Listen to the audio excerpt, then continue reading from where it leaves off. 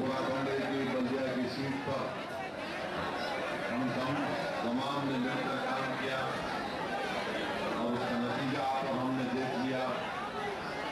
कैसे हमने यहाँ से अपनी बहन को कामयाब किया और इसीलिए इंशाअल्लाह ताला अगर हम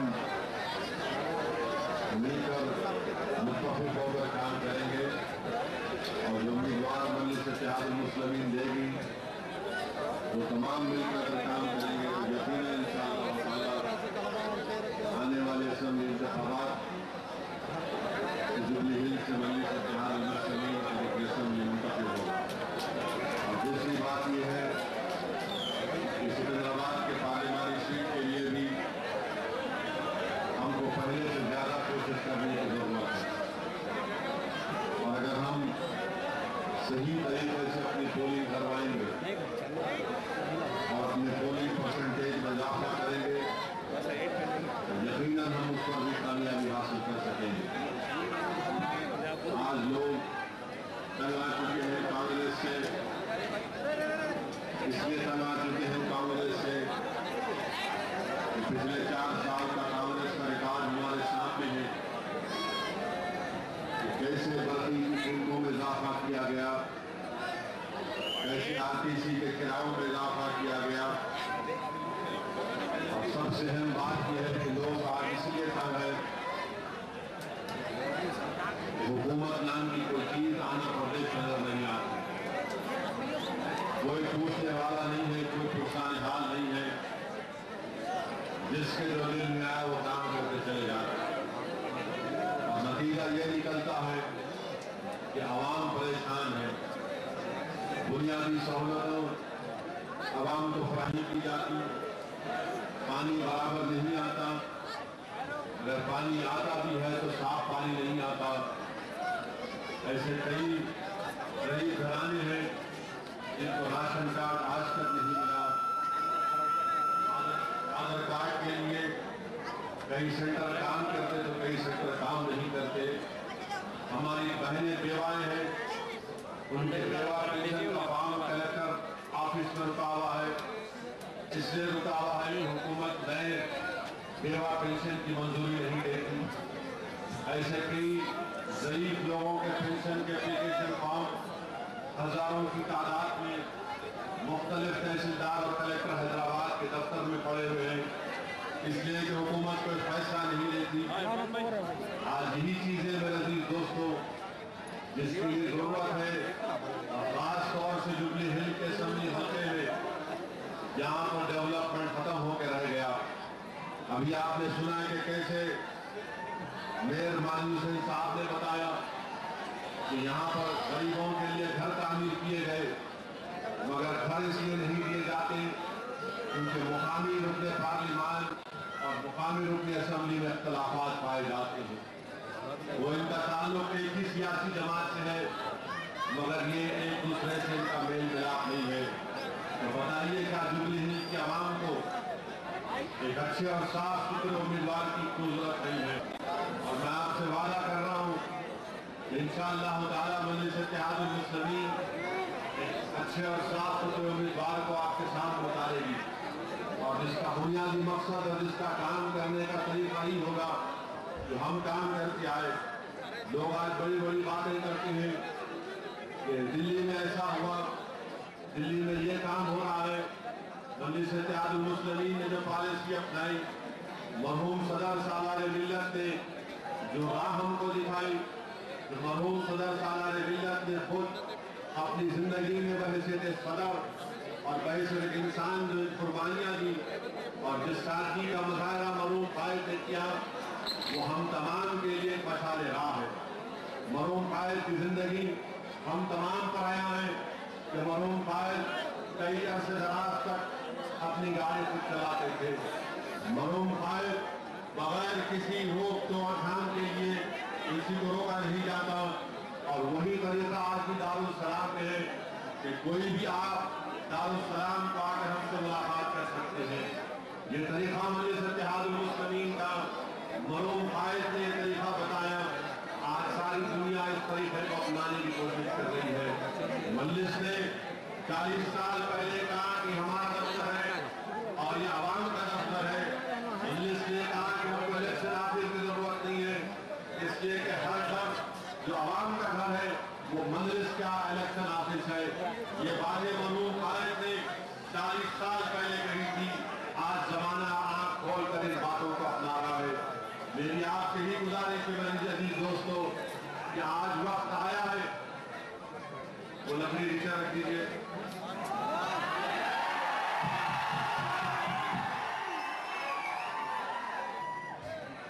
आज वक्त आया है कि आपको हमको मिलकर काम करने की जरूरत है। जो लोग मजलिस पार्टी को फिरका परस्त कहते हैं, आज बताइए उनके पास क्या पॉलिसी और प्रोग्राम है।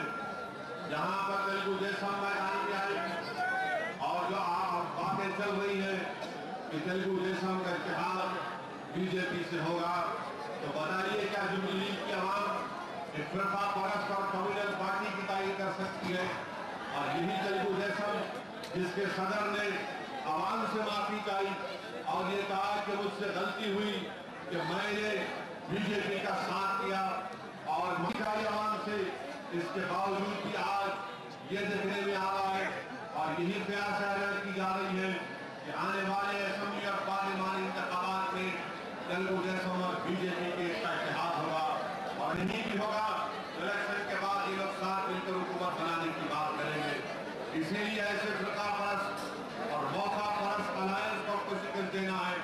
और अगर तेलुगु देशम और ये बीजेपी के बढ़ते हुए खर्चों को अगर कोई रोक सकती है, अगर किसी जमात में ताकत है तो सिर्फ और सिर्फ मजलिस इत्तेहाद मुस्लिमीन है।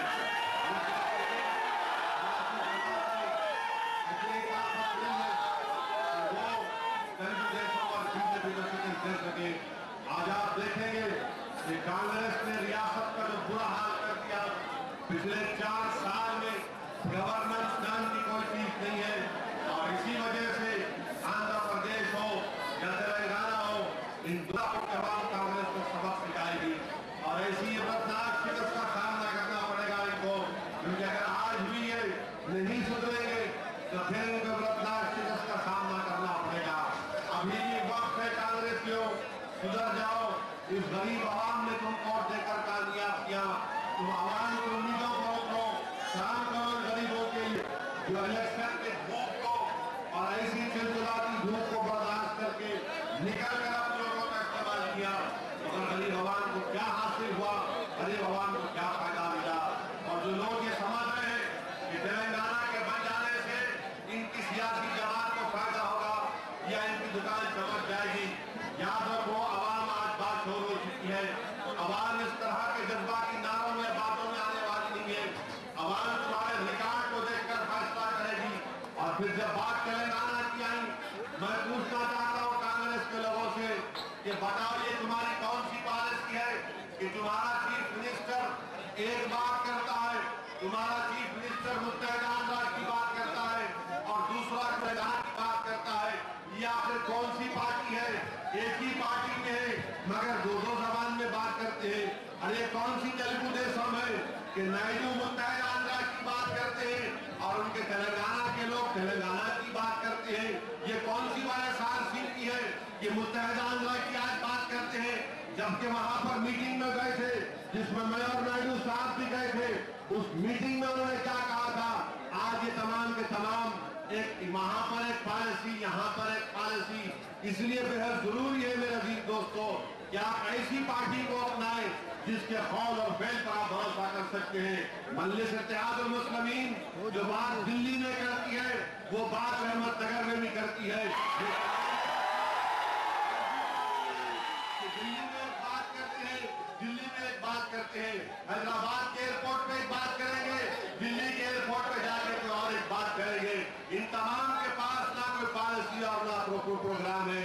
आज आप देखिए कि मजलिस क्या कहती है असेंबली में। मजलिस ये कह रही है कि हैदराबाद कॉमन कैपिटल नहीं बन सकता। हम कॉमन कैपिटल के खिलाफ है। इसलिए खिलाफ है कि दुनिया में कोई ऐसा मुल्क नहीं है जो उसका दारुल हुकूमत कोई दूसरे मुल्क में हो। हमारे मुल्क हिंदुस्तान में कोई ऐसी रियासत नहीं है जिसका दारुल हुकूमत दूसरी रियासत में हो।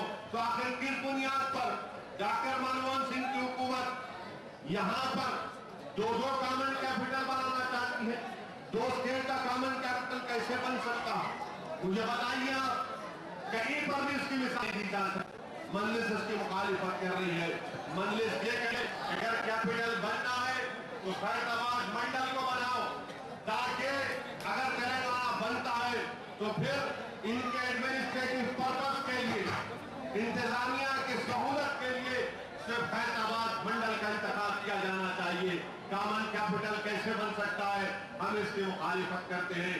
फिर ये कहता है बिल कि 2 रियासत का कॉमन गवर्नर, कैसा दस्तूर हिंद में, कॉन्स्टिट्यूशन में इस बात की इजाजत नहीं है कि एक गवर्नर 2 रियासत का गवर्नर है। कॉन्स्टिट्यूशन में इजाजत है, आइन हमको इस बात की इजाजत देता है कि एक गवर्नर दूसरे रियासत का इंचार्ज गवर्नर रह सकता है। मजलिस इसकी मुखालिफत कर रही है कि एक गवर्नर 2 रियासत का गवर्नर नहीं रह सकता। मजलिस ये कह रही है कि आप अगर तेलंगाना बनाने जा रहे हैं तो फिर आप हाई कोर्ट बनाइए, हाई कोर्ट बनाइए, मगर इस बिल में नहीं कहा जाता, जबकि कानून और दस्तूर ये कहता है अगर किसी रियासत का दूसरा हाई कोर्ट बनाना है तो फिर पार्लियामेंट में बिल लाना पड़ेगा। जब आप आंध्र प्रदेश को तोड़ने का है तो क्यों नहीं आप तेलंगाना के हाई कोर्ट का उसमें जिक्र करते, ये इस बिल में जिक्र नहीं किया जाता। मजलिस इसकी मुखालिफत करती है। मजलिस ने मुतालबा किया, असेंबली में जो बिल आया उसमें तरमीमात पेश की और इन तमाम चीजों का जिक्र किया। और सबसे अहम बात यह कि मजलिस पार्टी ने साफ और वाज़ेह अल्फाज में पहले दिन से हमने कहा कि हम आंध्र प्रदेश के तोड़ने के कायल नहीं है, मगर अगर आंध्र प्रदेश को कांग्रेस पार्टी अपने सियासी मफादात के लिए तोड़ती है तो फिर मजलिस ने श्री कृष्णा कमेटी के साथ कहा कि हम पर कॉम्प्रोमाइज नहीं कर सकते। हैदराबाद पर किसी की जागीर नहीं है। अफसोस के साथ कहना पड़ता है कि ये जो हमारे मरकज में यूनियन मिनिस्टर है, ये मुझे बताइए कि ये जुबली हिल के इलाके में बड़े बड़े फिल्म स्टार रहते हैं। एक फिल्म स्टार गलती से टूरिज्म मिनिस्टर बन गया, वो दिल्ली में ऐसा लगता है कि पूरी फिल्मी एक्टिंग वो यहाँ पर सियासत में आकर करना चाहते हैं। मुझे अफसोस होता है कि आवाम को धोखा देते हैं। पहले पार्टी बनाया और इतनी ताकत नहीं थी, पार्टी को खत्म किया, अपनी दुकान को खत्म किए, जाके कांग्रेस में बैठ गए। तो कांग्रेस को टूरिज्म का मिनिस्टर बनाया तो वो इस्तीफा दिया। मुझे बताइए इस्तीफा कबूल क्यों नहीं किया जाता? अगर इस्तीफा दिया तो फिर कहां के मिनिस्टर? वही हाल इनका है। और फिर वो कहते हैं कि हैदराबाद को यूनियन टेरिटरी बना दे। कैसे यूनियन टेरिटरी बनाएंगे हैदराबाद को? चंडीगढ़ में जो यूनियन टेरिटरी बनाई गई है वहां से करीब 10 किलोमीटर पर पंजाब, 10 किलोमीटर पर रियासत हरियाणा, यानी जोग्राफिकली कनेक्शन है। यहां अगर यूनियन टेरिटरी बनाएंगे तो 180 किलोमीटर पे आंध्र का बॉर्डर, 170 किलोमीटर बनाए सीमा का बॉर्डर। और यूनियन टेरिटरी किस लिए बनाने की बात कर रहे हैं?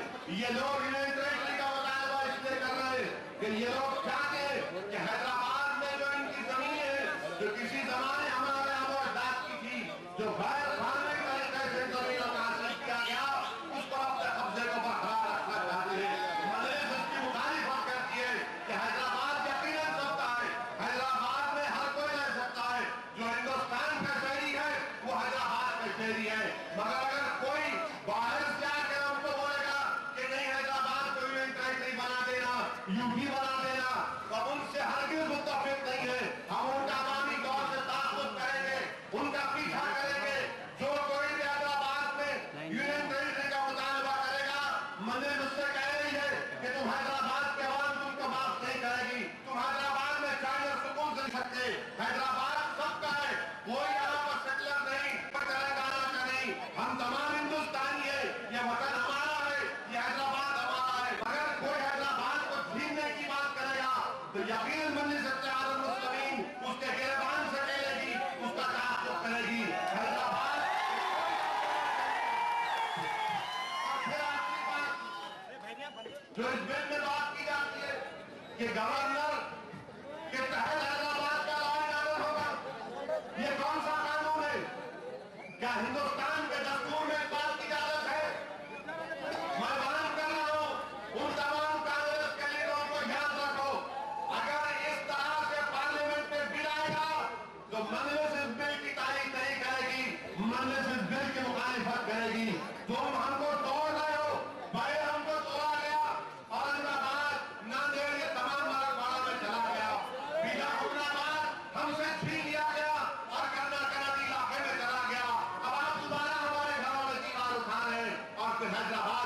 छीनने की बात कर रहे हैं, हम इस पर बर्दाश्त करने को तैयार नहीं है।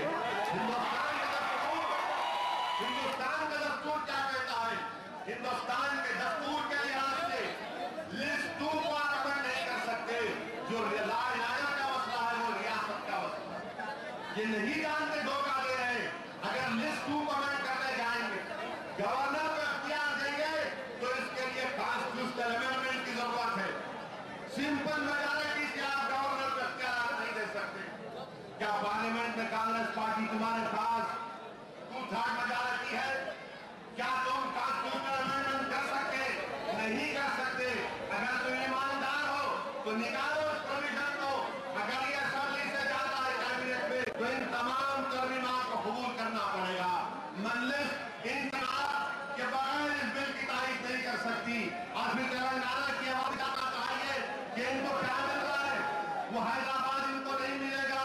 तो कहां का गाना, किधर का तेलंगाना? हैदराबाद है,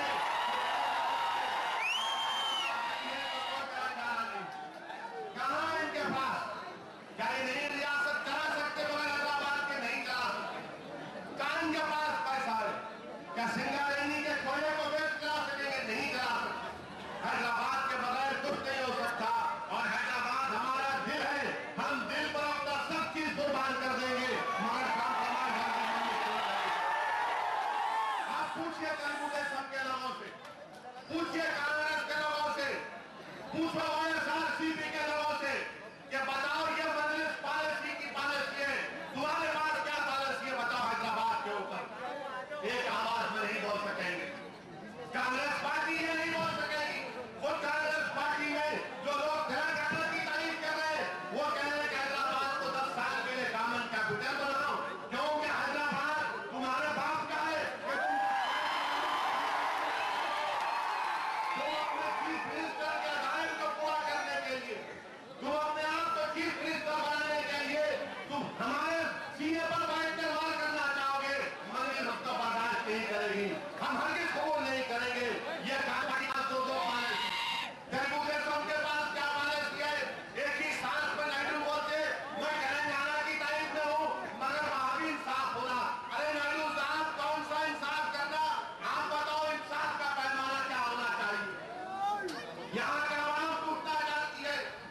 आंध्र प्रदेश, तेलंगाना की सेकुलर जहन रखने वाले हमारे भाई पूछना चाहते हैं, दलित हमारा भाई पूछना चाहता है, बैकवर्ड क्लास के लोग पूछना चाहते हैं, क्रिश्चियन पूछना चाहते हैं, मुसलमान पूछना चाहते हैं तेलुगु देशम से कि बताओ जब तुम इंसाफ की बात करते हो उन दोनों इलाकों की, तो क्या ये इंसाफ है कि तुम नरेंद्र मोदी का साथ दो जिसके हाथ हमारे खून चले गए हैं? क्या तुम उसका साथ दोगे?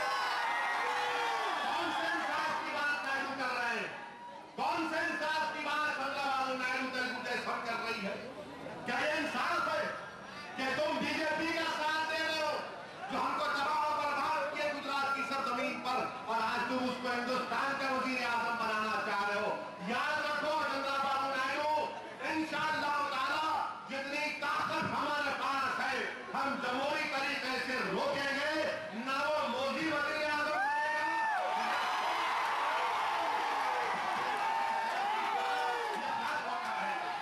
हम तुम्हारे साथ को पूरा होने नहीं देंगे। आज धोखा दे रहे हैं तमाम पार्टियां। और फिर वाईएसआरसीपी कौन सी पॉलिसी इनके पास? क्या पॉलिसी इनके पास? किस बुनियाद पर आकर इलेक्शन आएंगे? मजलिस ने कहा कि आनंद कपूर कानून को शामिल करो, मगर तमाम के सब बोल रहे कि कैसा आनंद कपूर कानून शामिल करेंगे? मैं सवामी जलसे में आवाम के सामने कह रहा हूं, लेकिन आंध्र प्रदेश टूटेगा तो सबसे बड़ा जिसको खतरा है वो खतरा अनंतपुर के आवाम को है, वो खतरा कर्नूल के आवाम को है। और उसके बाद अगर खतरा मुस्तकबिल में पैदा होगा तो यहाँ पर सेकुलरिज्म को याद रखो मेरे अल्फाज को कि 10 साल या 5 साल के बाद यहाँ पर तेलुगु देशम कांग्रेस कमजोर होकर सुधर जाएगी और यहाँ पर उभरेगी तो बीजेपी संघ परिवार के लोग उभरेंगे। अगर इनको रोकना है तो मैं तमाम सेकुलर जहन रखने वाले हमारे भाइयों से अपील कर रहा हूँ कि आओ हमको एक मौका दो। आप तेलुगु देशम को मौका दिए, कांग्रेस को दिए, सबको दिए कि आपको क्या दिया, क्या हासिल किया आपने, क्या काम हुआ? आज एमआईएम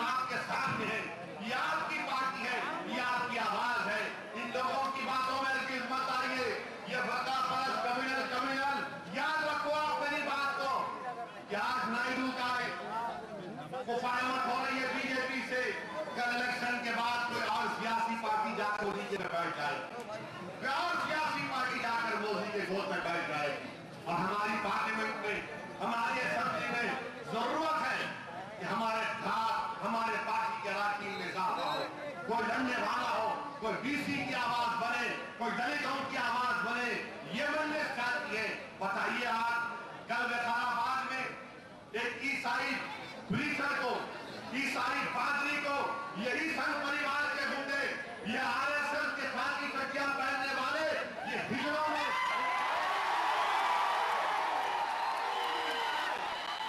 कल विकाराबाद में एक ईसाई पादरी को चाकुओं से मारा। आज वो अपनी जिंदगी के लिए लड़ रहा है यशोदा मलक पे दवा मारे। एक ईसाई पादरी को मारा, उसके पूरे लंग्स को तबाह कर दिए, वेंटिलेटर पर वो आज वहां पर। पूरे ईसाई परेशान है, हमारे क्रिश्चियन भाई परेशान। क्या ये सेक्युलरिज्म है? ये विकाराबाद में क्या हो रहा है? क्या कर रही है कांग्रेस पार्टी? क्या कर रहे हैं डीजीपी साहब? क्या कर रहा है वहां का एजीपी? क्या कर रहा है वहां की एसपी? क्या सो रहे हैं? क्या कर रहे हैं लोग? कोई काम काज उनको करना नहीं है, तारीख देख रही है, कहां से पैसे आते हैं, खाना है। विकाराबाद में दूसरा हमला हुआ और हमारे सदर तहसील के अब्दुल हादी के ऊपर, यह कांग्रेस की गवर्नमेंट के ऊपर, और अब्दुल हादी के ऊपर 2012 की नोटिस 2013 में देती कि तुम ताजुल को नहीं आ सकते। अब मालूम हुआ कि पुलिस भी आरएसएस से मिल चुकी है विकाराबाद की। आज वही ईसाई पर हमला, आज पूरे हैदराबाद के ईसाई परेशान, वो परेशान है कि उनका जो पादरी है उस पर हमला किया गया। वो कम्युनिटी छोटी है, मगर मैं उनको खैर दे रहा हूं कि हम आपके साथ हैं, हम आपके साथ ठहरेंगे और मुकाबला करेंगे इस आरएसएस के लोगों का।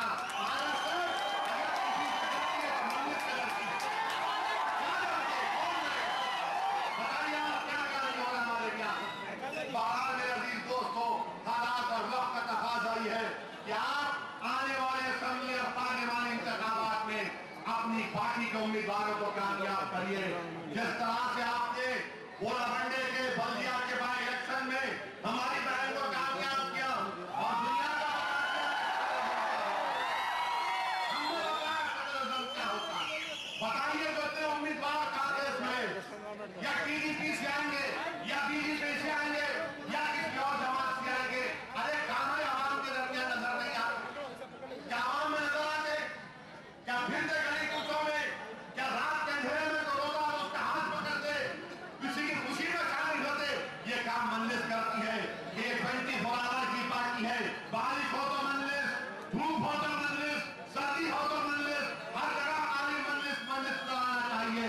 और मेरी आपको गुजारिश है कि पिछले बार की तरह अब के बार ये गलती नहीं होनी चाहिए। हमको 2 वोट देना है।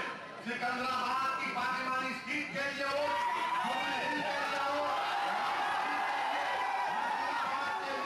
और भी बहुत से चीजें हैं जो आने वाले वक्त में आपको बताऊंगा। मगर फिर से आपसे अपील कर रहा हूं मेरे भाई कि आज हिंदुस्तान के सेक्युलरिज्म को बचाना है, हिंदुस्तान को बचाना है, बीजेपी आरएसएस से बचाना है। ये आरएसएस वाले साफ देख रहे हैं कि जो आए लाल किले पर ये मोदी को बिठाएंगे और 15 अगस्त को वहां से हिंदुस्तान के आवाम से मुखातिब होगा। हमको रोकना है। कोई पार्टी कहे, भूल कर कहे समझा वायसार कि इलेक्शन से पहले या इलेक्शन के बाद मोदी की तारीख नहीं करेंगे। इलेक्शन से पहले या इलेक्शन के बाद ये तारीख नहीं करेंगे, ये नहीं कह सकते। मैं चैलेंज कर रहा हूं तेलुगुदेशम के नायडू से और वाईएसआरसीपी के जगन से,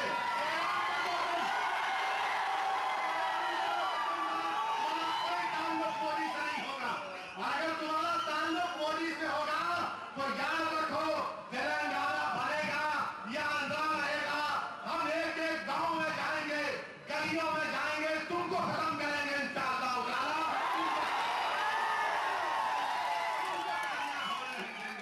मजलिस आज हिंदुस्तान मोदी की अगर मुखालिफत करती है, क्यों करती?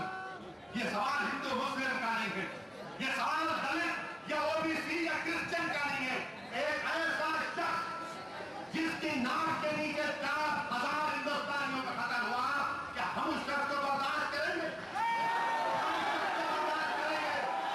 बताइए आप, गुजरात की सरजमीन पर कानून बनाया गया, अगर कोई अपना मजहब तब्दील करना चाहता है तो जाके रियासत हुकूमत से परमिशन लेना पड़ेगा। ये हमारे हिंदुस्तान का राइट फ्रीडम ऑफ रिलीजन है। आर्टिकल 14 से 25 तक ये फंडामेंटल राइट है, बुनियादी हुकूक है, मगर मोदी की हुकूमत ने कानून बनाया। ये और बात है कि गुजरात के गवर्नर ने उस कानून पर रोक लगाई। अजीज दोस्तों, इन लोगों को पहचानो जो पहले इलेक्शन से पहले मोदी का बाजा बजा रहे और इलेक्शन के बाद ये फिर बीजेपी की गोद में जाकर बैठना चाहते हैं। मजलिस इत्तेहादुल मुस्लिमीन अवाम को बावर कराना चाहती है, अवाम को पैगाम देना चाहती है कि इन लोगों से होशियार रहिए। मैं आपके सामने फिर से कह रहा हूं कि आइए अपनी पार्टी को मजबूत करो और अपना हमारा पोलिंग परसेंटेज बढ़ना चाहिए। मेरे चीजों, हमारा पोलिंग परसेंटेज बढ़ना चाहिए। गोरा बंडे में ठीक था, मगर उसको और इंप्रूव करना है, उसको और अच्छा करना है, और उसके लिए जरूरी है कि आप तमाम जुबली हिल के एक आवाम ये समझे कि वो कैंडिडेट है, मजलिस का कैंडिडेट नहीं होगा, मगर आपको कैंडिडेट बनना है। ये कामयाबी होगी तो आवाम की कामयाबी होगी, ये कामयाबी होगी तो सेकुलरिज्म की कामयाबी होगी। जैसा बोरा बंडे में हमारी बहन को हमने कामयाब किया, लोगों ने समझा, कांग्रेस पार्टी ने समझा कि वहां से उनके सरखरीद गुलाम को, मुसलमान को खड़ा कर देंगे तो हम उनके बातों में आ जाएंगे। मगर मैं सलाम करता हूं वहां की आवाम का, चाहे हमारे बीसी भाई हो या हमारे मुसलमान हो या हमारे सीमांध्रा के भाई हो, इन तमाम ने इस चीज को समझा और मजलिस पार्टी के उम्मीदवार को कामयाब किया। मैं फिर से आपसे कह रहा हूं कि हमको एक नई तारीख लिखना है।